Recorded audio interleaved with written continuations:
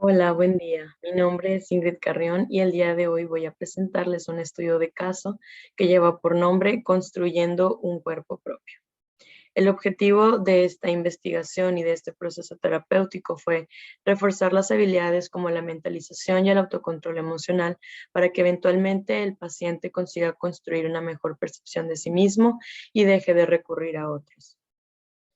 El enfoque de la investigación es de nivel exploratorio, se realizó de forma cualitativa a manera de estudio de caso y los datos fueron recopilados por medio de trabajo de campo.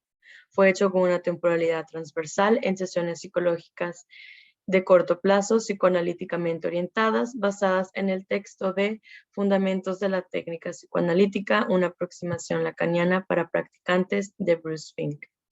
Algunos aspectos éticos que se tomaron en cuenta en este proceso fue el anonimato. Por lo tanto, para proteger la identidad del paciente, se le referirá durante toda la presentación como Frank. También la información recaudada durante las sesiones fue reportada en los documentos necesarios y correspondientes según la institución. Y las intervenciones con el paciente fueron asesoradas por la doctora Paola González Castro. El estudio de caso fue realizado con un paciente de 23 años, al cual llamaremos Frank, el cual acude al centro de tratamiento de la universidad, con quien hasta ese entonces habían tenido 10 sesiones en línea, con una frecuencia de 2 veces por semana. Frank acude a su primera entrevista angustiado tras haber terminado una relación amorosa.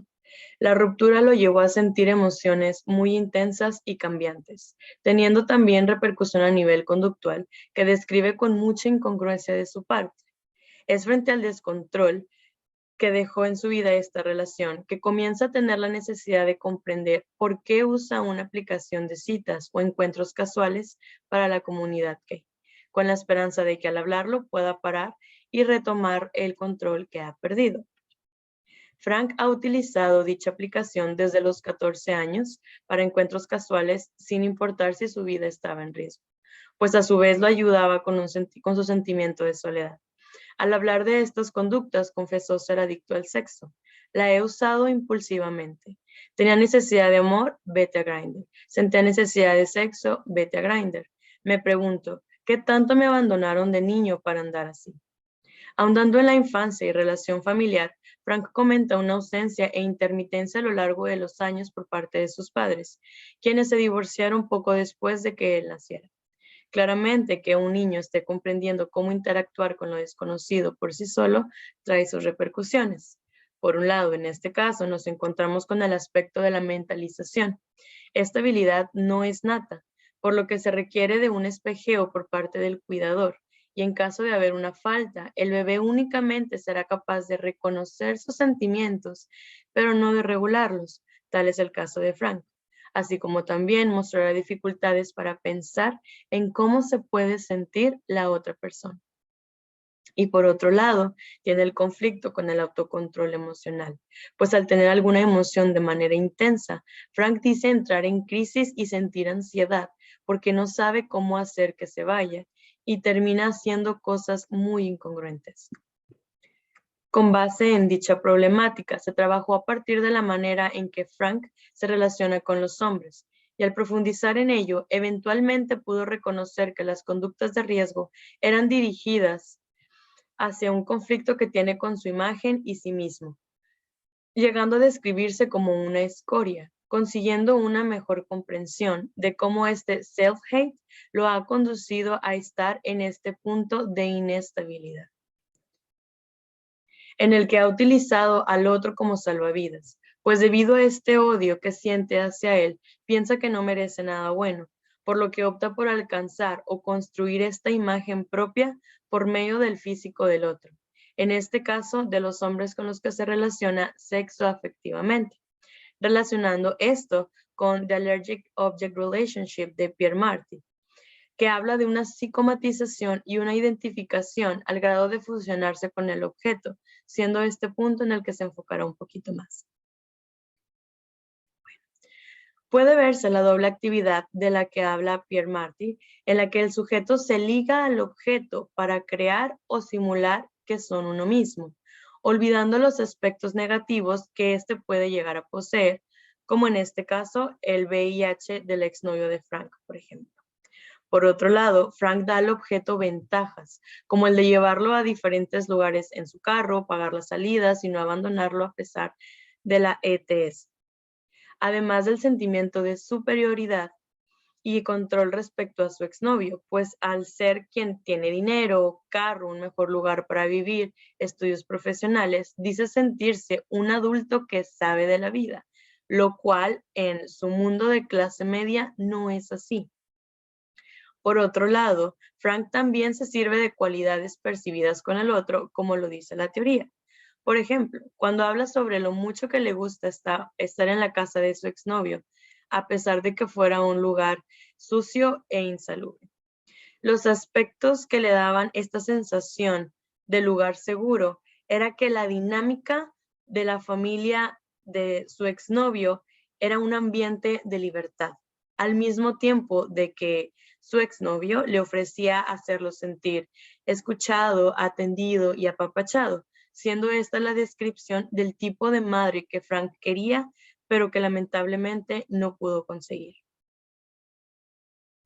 Teniendo todo esto en cuenta, es más comprensible la idea de que solo con un mes de relación, Frank llega a tener la sensación de que su vida perdió sentido, pues normalmente es él quien abandona a los hombres con los que se encuentra, cambiándolos diariamente durante el fin de semana, siendo esto también parte de la teoría de Marty, en donde se menciona que para no llevarse una desilusión y tener que desechar a la persona u objeto por completo, se va cambiando por uno mejor, dejando la ventana abierta para que pueda volver a utilizarlos en caso de necesitarlos. Pero en esta ocasión, el objeto fue quien lo abandona sin opción de retorno y sin que Frank esté prevenido con algún otro objeto que posea el mismo nivel de identificación que con su exnovio, dejándolo entonces solo y llorando, tal como lo hizo su madre cuando era solo un niño, pensando que fue esta reexperiencia de abandono lo que detonó la crisis actual, teniendo coherencia esta hipótesis con lo que menciona la Capra. El trauma se produce oscuramente a través de la repetición, pues el acontecimiento no se registra al momento de su ocurrencia, sino solo tras una brecha temporal o periodo de latencia, que en su momento es inmediatamente reprimido, desplazado o negado. Entonces, de algún modo, el trauma ha de retornar compulsivamente como lo reprimido, concordando con el momento en que pudo ligar lo mucho que lloraba por su madre de niño, reconociendo que la ruptura actual no era la primera sensación de abstinencia, como lo describe, o ausencia. A pesar del poco tiempo en este proceso, Frank ha comenzado a reconstruir y resignificar ciertas cosas. Una de ellas es haberse permitido repensar su adicción al sexo, en donde se dio cuenta que únicamente decía eso a los hombres para que estuvieran con él. Me sentía como un niño que no quería tener sexo. Sí, ya sé qué significa eso. Me estaba violando. Es el precio de ser amado. Me he estado prostituyendo emocionalmente, dice. Otro aspecto que tras hablar sobre salvaguardar su vida y ver sus resultados de VIH negativos, consiguió retomar amistades olvidadas que le demostraron apoyo e interés hacia su situación. Comienzo por fin a ver la luz, sintiendo estas muestras de cariño como cuando está con los hombres, un rush de que todo va a estar bien, haciendo referencia a un bebé emocionado y un perrito que está moviendo la cola cuando le hacen cariños.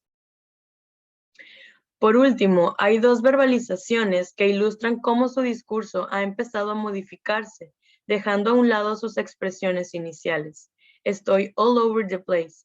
Me agarraba de todo para no ahogarme, pasando a decir, ya tengo un punto de partida, ya tengo un esqueleto. Verbalización que le recordó cuando consiguió hablar de su infancia como saturniana, complementando Frank la metáfora de tener un esqueleto con nombre, ya hasta ojos tengo. Parece que poco a poco se asimila más la idea de tener algo propio que funcione para sostenerse, dejando de necesitar el cuerpo de otro para completar este vacío. Al trabajar en este caso, Se recuerda la importancia que tiene el escuchar atentamente el discurso del otro, para de esta manera, por medio de hacer preguntas, el paciente pueda comenzar a reflexionar y establecer sus propias interrogantes, las cuales lo llevarán a buscar respuestas y comenzar a avanzar en el proceso terapéutico, tal como lo menciona Bruce Fink en su libro.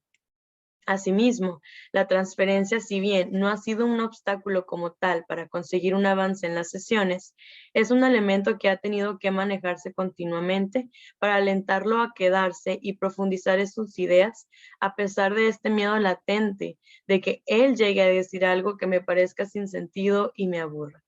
Dicha inseguridad es porque me ha posicionado también como un objeto con el cual identificarse, concordando este aspecto proyectivo con el terapeuta, con lo que decía Marty, respecto a que puede tomarse como una oportunidad para ayudar al sujeto a regresar o encauzarse hacia un nuevo nivel de madurez emocional, intentando en este proceso llegar a este punto por medio de establecer una dinámica de holding o espejeo en las sesiones.